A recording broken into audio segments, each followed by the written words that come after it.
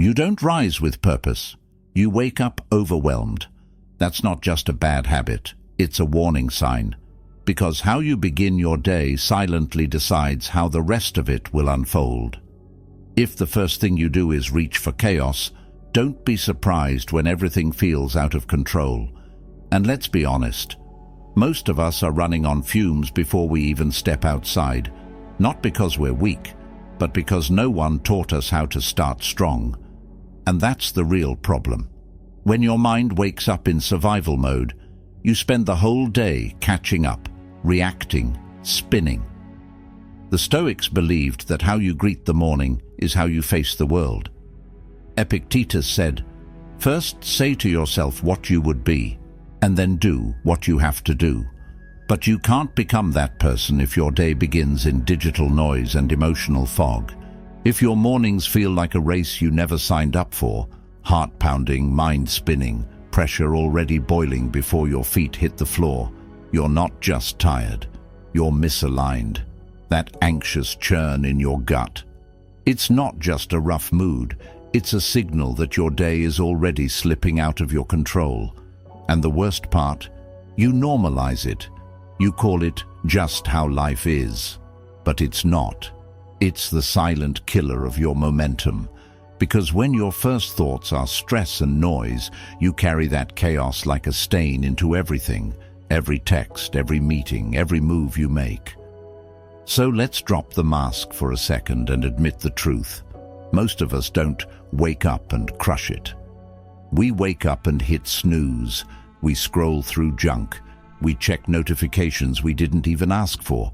And by the time we're finally vertical, we're already behind. The day drags us instead of us leading it. Sound familiar? It's not because you're lazy. It's because your morning has no momentum. That early chaos, it's like pouring dirty fuel into a Ferrari. Of course you feel sluggish. Of course everything feels heavier. But here's the twist you've been waiting for. You're just a few small, deliberate choices away from flipping that script. A few powerful rituals can take you from drifting to driven, from scattered to focused, from exhausted to on fire. Marcus Aurelius wrote, "The impediment to action advances action. What stands in the way becomes the way." Your chaotic mornings aren't obstacles, they're invitations. And as Carl Jung once said, until you make the unconscious conscious, it will direct your life and you will call it fate. So if anything in here feels like it's speaking to you, if you value this kind of clarity and the mindset we're building together here, do me one simple free favor. Hit that subscribe button. Don't skip around. Don't miss a piece.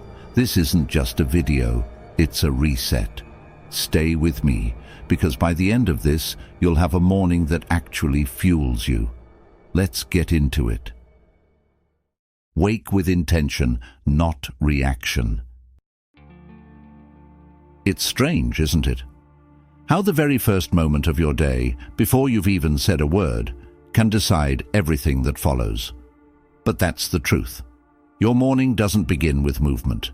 It begins with mindset. And the problem? Most of us are waking up reacting to noise, to alerts, to obligations we didn't even consciously agree to. Our feet hit the floor, but our mind is already playing catch-up. And right there, in that tiny, almost invisible crack between unconscious sleep and conscious wakefulness, you face the first real decision of the day. Will you lead your morning, or will you let it lead you? When the alarm rings, it's more than a signal to wake up. It's a crossroad. Do you grab your phone and drown in other people's priorities, or do you pause, breathe, listen inward before the noise gets in? That single pause, just a few seconds of awareness, might be the most powerful part of your day. Because the way you enter the world sets the tone for how you experience it. Stoic philosopher Seneca once said, "If a man knows not to which port he sails, no wind is favorable." If you don't choose a direction at the start of your day, don't be surprised when everything feels scattered, rushed, or off course. Psychologically, your mind is incredibly suggestible in those first few moments after waking. What you feed it, thoughts, feelings, even self-talk, becomes the filter through which your brain processes the rest of the day. So if your first input is panic or stress or distraction, guess what? That becomes the baseline. But if you start with a question, something as simple as, how do I want to feel today? You give your mind a compass. It's not about being idealistic. It's about being intentional. Saying, I want to feel focused, or I want to lead with calm, gives your brain a narrative, and it begins aligning your actions with that story. Carl Jung said, "You are what you do, not what you say you'll do. But what you do begins with what you believe, and what you believe begins with what you direct your mind to focus on." Waking up with intention doesn't require a radical lifestyle overhaul. It doesn't mean waking up at 4 a.m. to meditate on a mountaintop. It's simply the act of choosing your inner posture before you take your first external step. Reclaim the first 10 minutes. The moment your eyes open, the clock starts ticking. But not just in the way we usually think. Those first few minutes aren't just the beginning of your day. They're the blueprint for everything that comes next. It's like this. Whatever tone you set in the first 10 minutes, your mind tries to match it for the rest of the day. Start rushed, you stay scattered. Start grounded, you move with quiet power. Yet most of us hand over that sacred space the second we wake up. We give it away to headlines, notifications, drama that isn't even ours. And then we wonder why our minds feel so noisy by noon. But what if you didn't? What if instead of plugging into the outside world, you tuned into yourself first? 10 minutes. That's all it takes. 10 minutes to breathe, to stretch, to write one line in a journal, not for Instagram, but for clarity. Light a candle if you want. Sit in silence if that's your thing. Or simply place your feet on the ground and remember, I'm here, I'm alive, I'm choosing. That kind of presence, it's rare, but it's also powerful. The Stoics knew the value of those quiet, early moments. Aurelius reminded himself each morning that the world would test him, that insults, chaos, and disorder were part of the deal. But he also reminded himself that he had control over how he responded. That reminder happened before the world reached for him, and that's the move. You respond to yourself first, before reacting to everything else. From a psychological standpoint, this is more than a productivity hack. It's cognitive conditioning. What you practice during those quiet moments primes your subconscious, and your subconscious runs the show far more than you think. Carl Jung said, "People will do anything, no matter how absurd, to avoid facing their own souls." But what if you didn't avoid it? What if you sat with it, even just for 10 minutes, and faced the quiet instead of fleeing it? It's not about building some complex, picture-perfect morning routine. You don't need an altar or a checklist. What you need is intention. Maybe you write down your top focus for the day. Maybe you stretch out the tension from your back. Maybe you sip your coffee slowly instead of chugging it like a firefighter responding to a 3-alarm blaze. These things sound small, but they're not. They are acts of sovereignty, of reclaiming your mental real estate before the world starts building on it. Think of those first 600 seconds like the ignition of a high-performance engine. You don't floor the gas before it warms up. You ease in. You let the machine stabilize. And when you do, the performance speaks for itself. Your day feels different. Not because you did more, but because you did less, on purpose. Visualize like it already happened. Most people wake up and immediately worry about what could go wrong. They start the day in defense mode, thinking about deadlines, awkward conversations, unfinished tasks. It's like walking into battle already bracing for defeat. But here's a truth you've probably never been told. Your mind doesn't just follow your body also follows your mind. And that means the first image you hand your brain in the morning has incredible power. It doesn't just color your mood. It influences your actions, your confidence, and even your results. That's not magic. That's how the brain works. Now here's where it gets interesting. Your brain, especially your subconscious, can't tell the difference between something vividly imagined and something real. That's why athletes visualize themselves scoring before they step onto the field. Why performers rehearse standing ovations in their heads long before they walk on stage. Because when you mentally see yourself doing something successfully, your brain starts treating that image like a memory, like something to prepare for, not just dream about. This isn't fluff, it's neuroscience. It's the foundation of what psychologists call mental rehearsal. When you sit quietly, even for just a few moments, and see yourself doing the thing that matters most to you, you're literally programming your mind to chase that outcome. You visualize with all your senses, feel the room, hear the applause, see the email confirmation, picture the version of yourself who's already done the work, already made the call, already finished the thing. You're not escaping reality, you're shaping it. The Stoics believed in the power of premeditation. While they often used it to prepare for hardship, the principle still applies. Visualizing outcomes, good or bad, equips the mind for what's to come. Seneca called it premeditatio malorum, the premeditation of evils. He imagined the worst to reduce its power.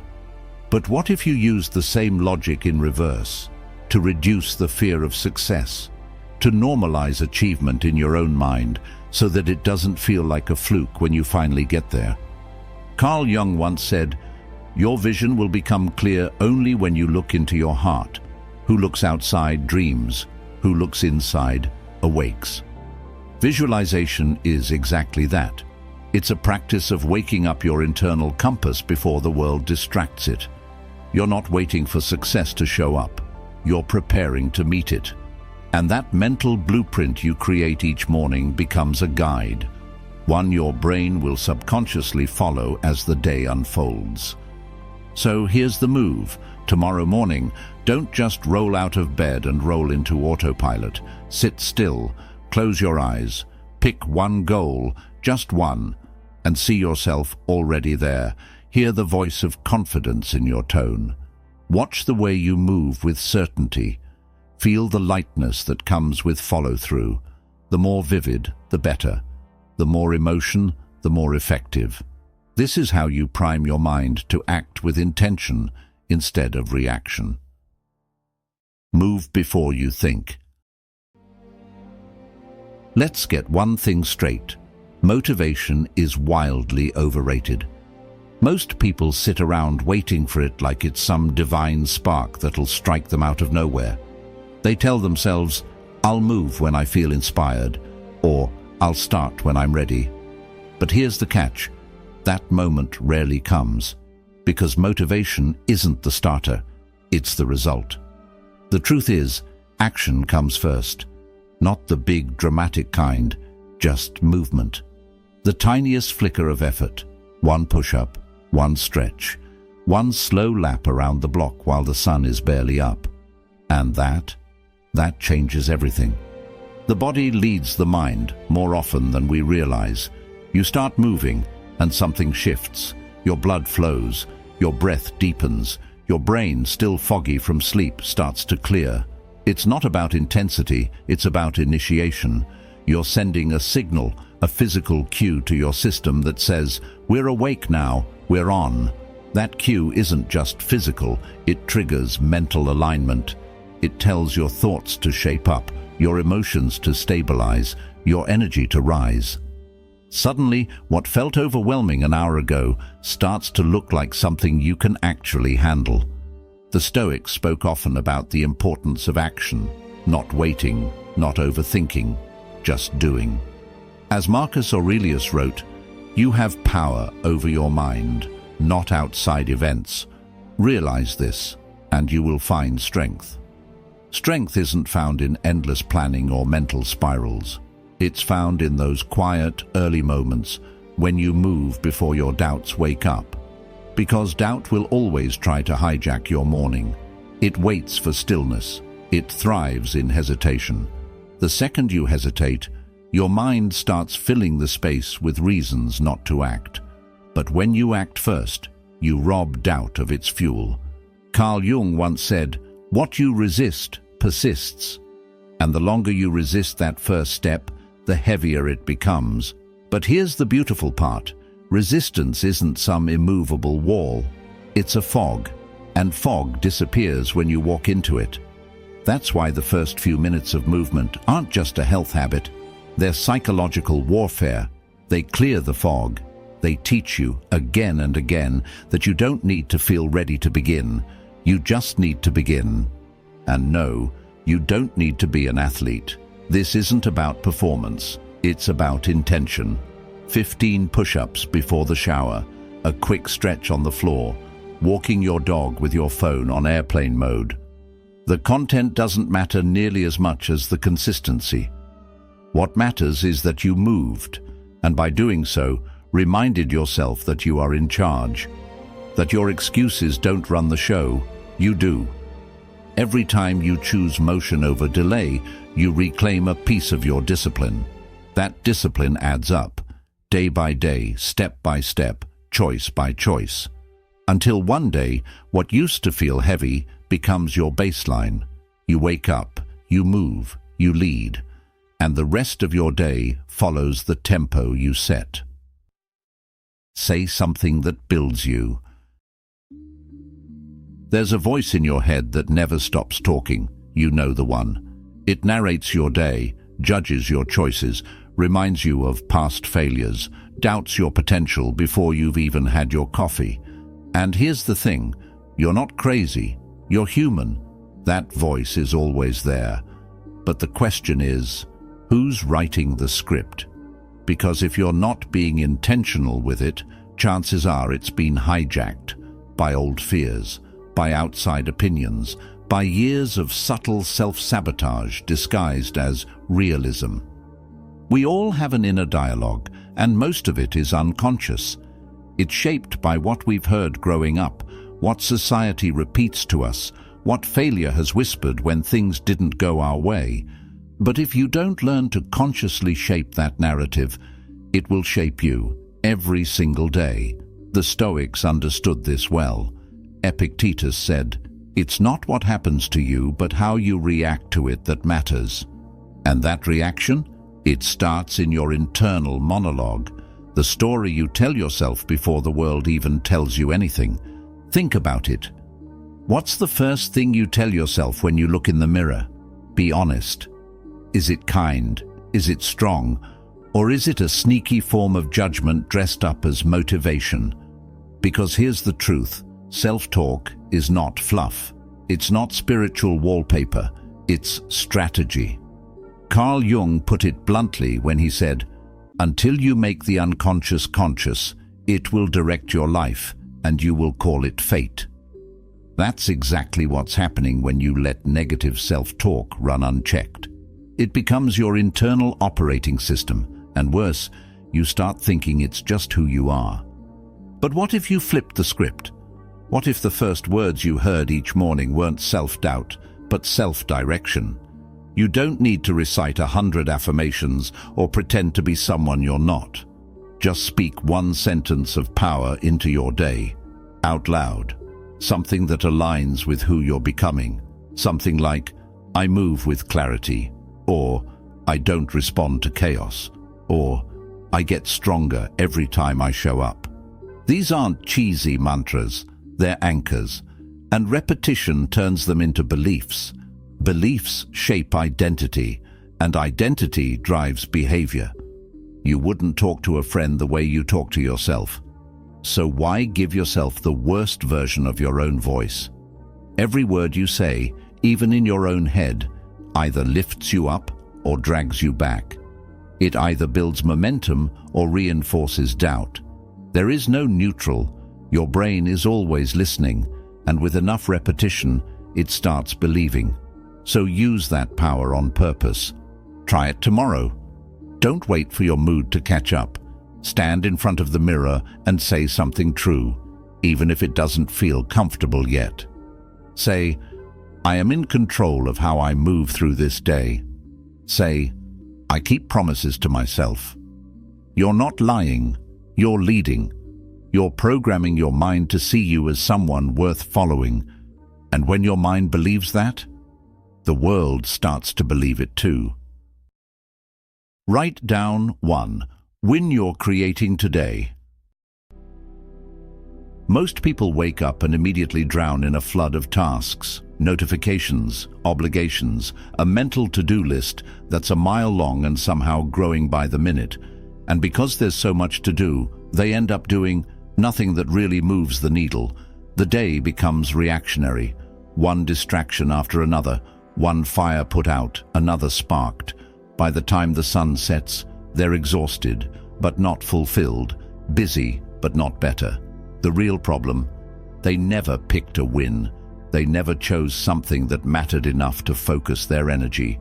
And when everything is important, nothing truly is. The solution isn't complicated. It's clarity. One single moment of intention can shift your entire day.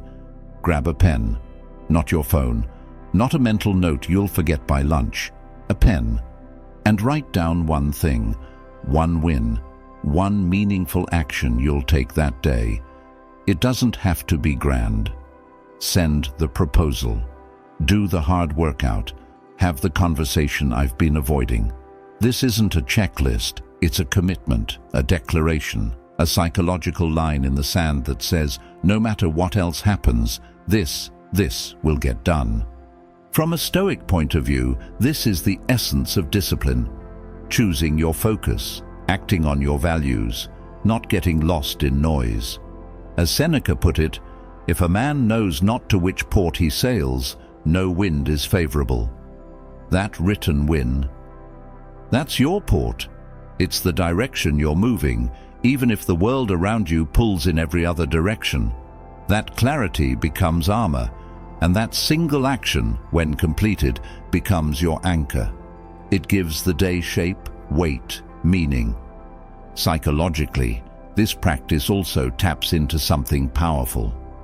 Carl Jung spoke of the importance of integrating the unconscious into conscious life. He said, until you make the unconscious conscious, it will direct your life and you will call it fate. Writing down your one win brings your deeper intentions, the stuff you actually care about, out of the fog and into form. It moves them from wishful thinking into something real, visible, concrete. You no longer hope to do it. You've declared it. And your brain takes that seriously. The moment you write it, something changes. Your subconscious registers it as a target. Throughout the day, you'll feel a subtle pull toward completing it. That pull is momentum. And when you follow through, when you cross it off, you get more than a dopamine hit. You get proof. Proof that you can set a goal and honor it. That's how confidence is built. Not in bursts of genius, but in small daily promises kept. And the best part? It stacks. Today's win makes tomorrow's commitment easier. You're not just writing tasks, you're writing identity. You're shaping a version of you who finishes what they start, who doesn't wait for inspiration or ideal conditions, who leads their day with purpose. Start with the hardest task first. There's always that one thing. You know the one. The task that lingers at the back of your mind, quietly draining your energy just by existing. It sits there while you scroll. It follows you into the shower. It whispers in the middle of your other tasks, making everything feel heavier than it should. It's not the size of the task, it's the weight of your resistance to it. And here's the uncomfortable truth. The thing you're avoiding isn't just an item on a list. It's your mental anchor. It holds you down, even when everything else seems in motion. And yet we dance around it. We warm up with easy wins, fill our mornings with productive procrastination, pretending to be busy while avoiding the one thing that would actually move the needle. But if you've ever powered through that tough email, hit that brutal workout first thing, or had the hard conversation before noon, you already know the secret. It sets you free. That task, as uncomfortable as it might be, holds the key to unlocking your momentum. From a Stoic perspective, this approach isn't just practical, it's foundational. As Cleanthes wrote, "Lead me, Zeus, and you, Destiny, to wherever you have assigned me. I shall follow without hesitation." The Stoics didn't wait for the right mood to face challenges, they walked toward them. They understood that clarity and power come from meeting difficulty head-on, not avoiding it. That mindset didn't just build toughness, it built peace. Because once the hard thing is done, everything else feels easier by comparison. Carl Jung explored this same idea through the lens of integration. He said, "What you resist not only persists, but will grow in size." When we avoid what we fear or dislike, we don't escape it. We amplify it. But when we confront it, especially early in the day, we reclaim that space in our minds. We reduce its power. The resistance evaporates, and what's left in its place is a kind of focused calm that no amount of planning or journaling can replicate. This isn't about punishment, it's about freedom. Tackling the hardest thing first means you stop letting it drain you from the background. You take the tension and flip it into fuel, and the ripple effect is real. You move through your next task faster, you speak more confidently, you make decisions more clearly. Why? Because you already proved to yourself that you can do the thing you least wanted to do. That self-trust shows up in how you carry yourself. So don't wait for motivation to magically appear. Don't give yourself the illusion of productivity by doing all the easy stuff first. Pick the one thing that's weighing on your chest and deal with it. First, no warm-up, no debate. Just step into it. Action before avoidance. The rush you feel after? That's not just relief. That's clarity. That's alignment. That's your energy no longer held hostage by hesitation. And the more often you start your day like that, the more your identity shifts. You stop seeing yourself as someone who avoids pressure and start seeing yourself as someone who performs under it. Someone who doesn't flinch. Someone who finishes. Practice controlled discomfort. Comfort is sneaky. It convinces you that ease is the goal, that avoiding friction means you're doing fine, that staying in your safe little bubble, your habits, your patterns, your predictable routines, is just being smart. But here's what comfort doesn't tell you. It slowly robs you of your edge. The more you protect yourself from discomfort, the more fragile you become. Not just physically, but mentally, emotionally, spiritually. Because growth doesn't come from what's easy. It comes from what stretches you. You don't need chaos to evolve. You don't need your life to fall apart for you to rise. What you need is a challenge, a chosen one. One you pick deliberately while you still have the luxury of choosing. That could be a cold shower that shocks your nervous system awake. A brutal early workout when every cell is begging you to stay in bed. Reading something difficult when TikTok is one swipe away. These aren't punishments, they're practice. You're teaching your brain, I don't run from hard things, I do them on purpose. That belief rewires you. In Stoic philosophy, this practice was called premeditatio malorum, the premeditation of adversity. Seneca encouraged people to expose themselves to discomfort regularly, wearing rough clothes, eating plain food, sleeping without luxury, not to suffer, but to train. He wrote, "Set aside now and then a number of days during which you shall be content with the scantiest and cheapest fare, with coarse and rough dress, saying to yourself the while, is this the condition I feared?" Why? Because fear of discomfort is often worse than discomfort itself. But once you choose it, Once you step into it willingly, it loses its grip on you. Carl Jung echoed this in psychological terms. He believed that integrating the shadow, the part of ourselves we avoid, was the path to wholeness. He wrote, "There is no coming to consciousness without pain. That pain doesn't need to be trauma or chaos. Sometimes it's simply the pain of choosing growth over ease, of facing the moment when you don't want to do something and doing it anyway. That moment is where resilience begins. Controlled discomfort builds something deeper than toughness. It builds trust in yourself. You start to believe, with evidence, that you can handle pressure, that you don't need ideal conditions to take action, that you don't need everything to feel good for you to move forward. And that's a powerful place to live from, because life won't always be gentle. It won't always give you warm-ups.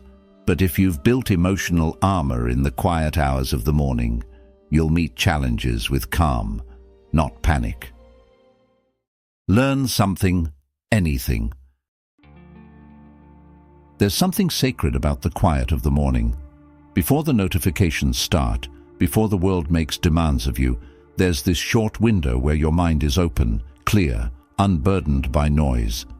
Most people waste that space, scrolling, reacting, distracting themselves with junk food for the brain.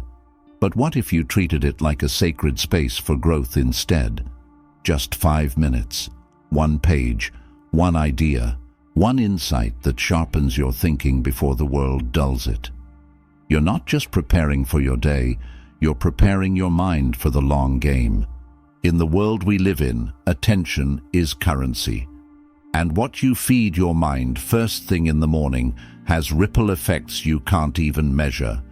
If you feed it chaos, you'll think in chaos.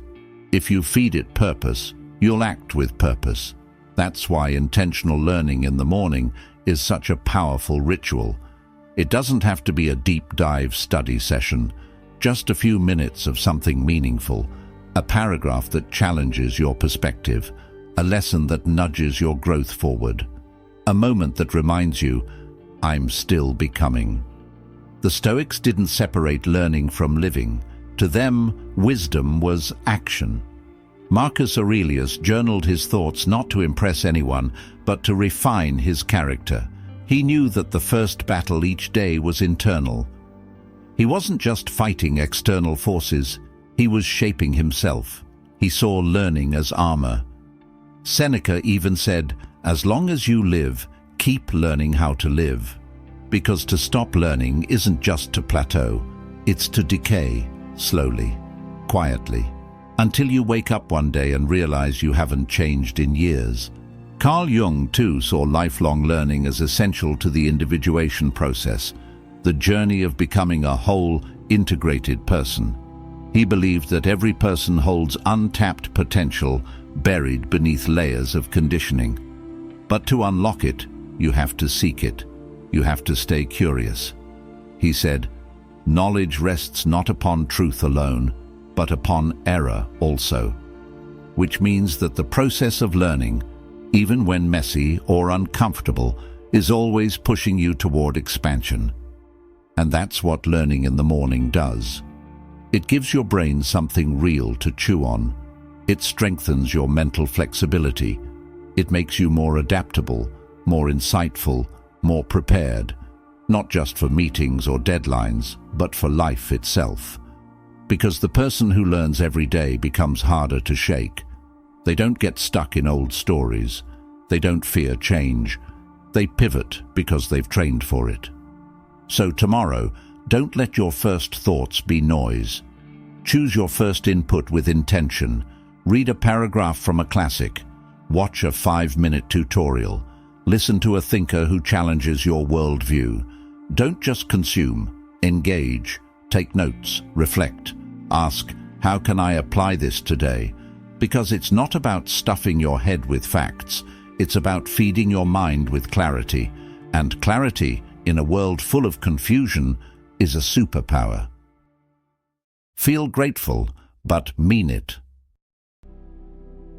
Most people think of gratitude as something nice to have, like a bonus feeling you sprinkle on top of your day when everything's already going well. But real gratitude, the kind that changes you, it's not light and fluffy, it's fierce. It's a mindset you carry into the storm. It's how you find strength when everything feels uncertain. Gratitude isn't about pretending life is perfect. It's about remembering that even in chaos, there's still something worth holding on to. It doesn't erase your struggles, but it changes the lens through which you face them. That's not delusion. That's strategy. The Stoics were masters of this. They didn't walk around chanting affirmations. They practiced perspective. Epictetus said, "He is a wise man who does not grieve for the things which he has not, but rejoices for those which he has." They trained themselves to appreciate the basics: life, breath, choice. Not because they were blind to difficulty, but because they understood how much power lives in focusing on what's still working instead of what's broken. That kind of gratitude isn't passive, it's active, and it's something you can choose, moment by moment. Carl Jung took it deeper. He believed that the way we interpret our experiences has more power than the experiences themselves. He wrote, "The greatest and most important problems of life are all fundamentally insoluble. They can never be solved, but only outgrown." Gratitude helps you outgrow your problems, not by solving them instantly, but by shifting your identity away from the person who's stuck to the one who sees beyond the stuckness. That shift in identity, that's the beginning of growth, and it starts by acknowledging what's already here. So, how do you do it? Not by just saying, "I'm grateful," like it's a checkbox. You feel it, you write it, you mean it. You breathe it in like oxygen. You get still for 30 seconds and say, "I'm grateful for this chance. I'm grateful I woke up. I'm grateful I've made it through worse, and I'm still standing." And if it's a rough morning, good. That's when it matters most, because gratitude is easy when things are smooth.